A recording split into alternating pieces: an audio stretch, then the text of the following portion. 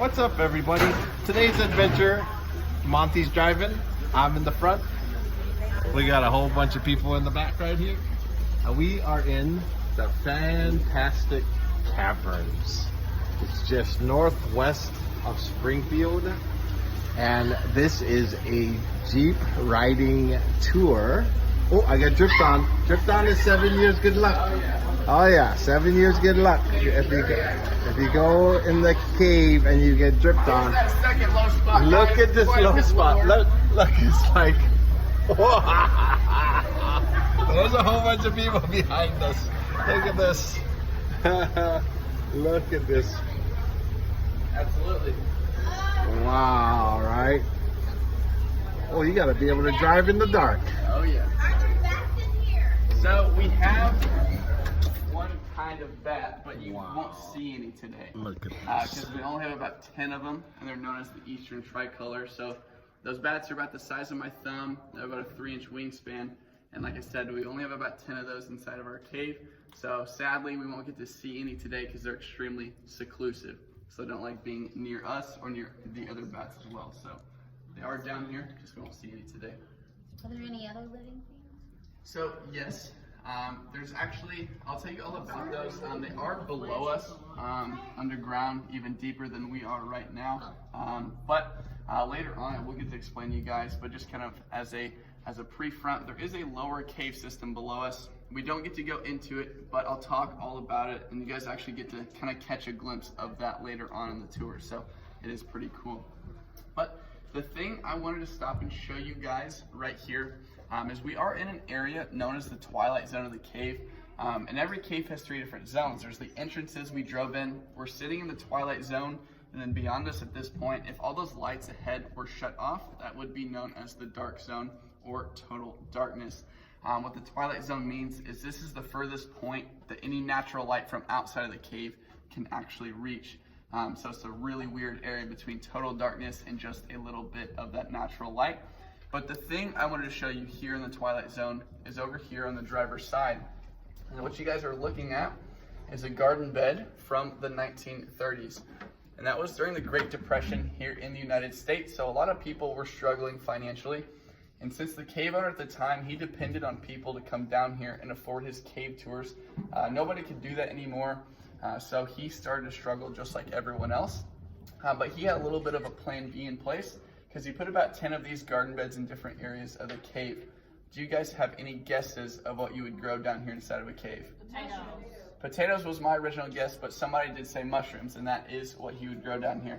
Because they are a fungus, so they don't need light to grow, and it's always nice and damp down here as well. So it is very good mushroom environment down here.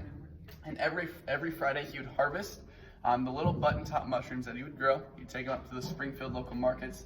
He would sell them, and that's how he kept his family afloat during the Great Depression, which is pretty cool to me. And this is also the last remaining garden bed that we have down here in the cave. So that's another reason I wanted to stop and show you guys this little piece of our history. I think it's a pretty cool little thing we got going on here. So this is the Twilight Zone. We are gonna go forward here to the auditorium, and once we get in there, I'll be able to show you guys all the different formations that we have inside of our cave. Anything growing from the ceiling or growing from the ground. I'll be able to explain to you guys exactly what we have down here in Fantastic Caverns. So we're gonna pull forward. Do you guys have any questions for me? All right, let's go ahead and All right, see? the oxygen level. I don't know the actual percentage. I know it's very high because that's one of the reasons we switched these Jeeps to propane, because I know it's better to keep those oxygen levels very healthy. Because obviously when you burn gasoline, it's carbon monoxide as a byproduct. But when you burn propane, it's water and carbon dioxide.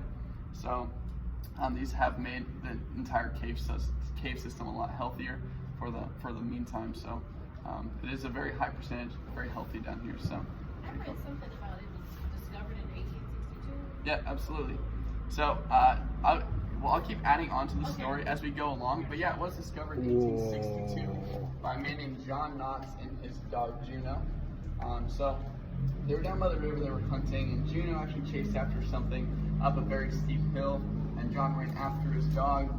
When he got to the top of the hill, he couldn't see his dog anywhere, started calling out for it, and eventually heard some barking.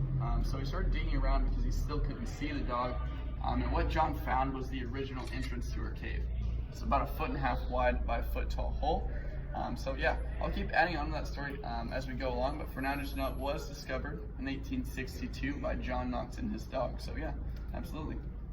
So we are going to go forward here in the auditorium. I'll show you guys all the different formations that we have down here. Ain't that a cool story? So the moral to the story is, do what you gotta do even though you have the coolest cave in the world. Grow mushrooms, do what you have to do. Look how cool this is. Information desk.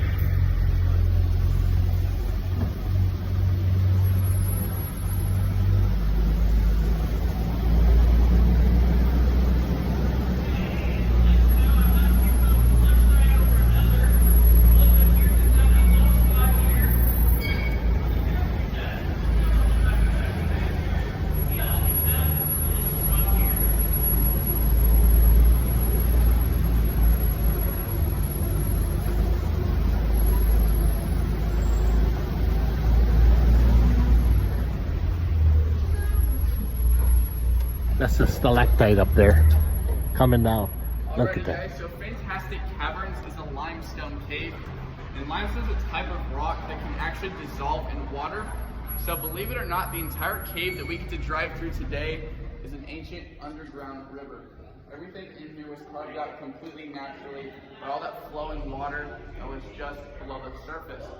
So for now, know that water formed the cave itself, and water is also responsible for all the formations that you guys will see today, things like these growing up from the ground.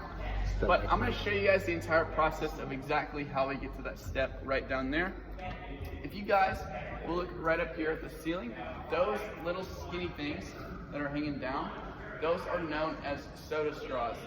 And the way that those form is when water from the surface manages to drip through little cracks in our ceiling, they'll actually deposit a mineral known as calcite up there on the ceiling. And calcite is essentially the same thing as calcium, like our teeth and our bones, things like that. So with enough water dripping in that same spot, that calcite buildup will actually start to grow downward and form those little skinny straws that you guys saw right up there.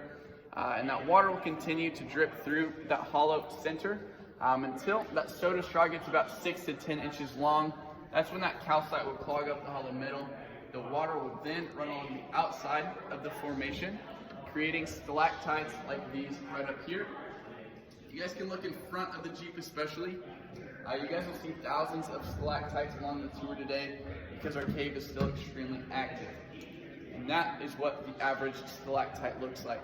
But we do have a special form of those inside of our cave, known as cave curtains or cave draperies, things like these right up here. And they're formed just a little differently. These cave curtains form when the ceiling is at a slope, so that water actually drips through and it drags that calcite mineral with it. That's why these cave curtains have a wider shape to them. They also fold over themselves, things like that, just because they're doing whatever the ceiling is right up there. But you guys can see this cave curtain dripping non-stop right on top of this right down here. And this guy growing up from the ground is known as a stalagmite. And all that water that gets puddled up right down there, as soon as evaporation starts to take place, the water goes into the air and the calcite mineral is left behind, and eventually it'll start to grow upward as long as there's water dripping on it, because that process will continually repeat itself. Drip, pretty cool, evaporate, drip, evaporate, and will start to grow upward. And eventually, the stalagmite down here and the stalactite right up there, they will grow together and they'll meet in the middle and create a cave column or a cave pillar. Yeah. Sadly, none of us sitting around today are going to see these two particularly come together because it takes a very long time to do. The average growth rate of all the formations inside of our cave is about a cubic inch every 100 years. So it takes a very long time to grow, and that's also, that is a volume as well. So if you were to take a 1 cubic inch ice cube, set it on top there and let it melt, the surface area gained is how much it would grow in 100 years. So it takes a very long time. Coolest thing ever. See you on the next adventure. I cannot tell you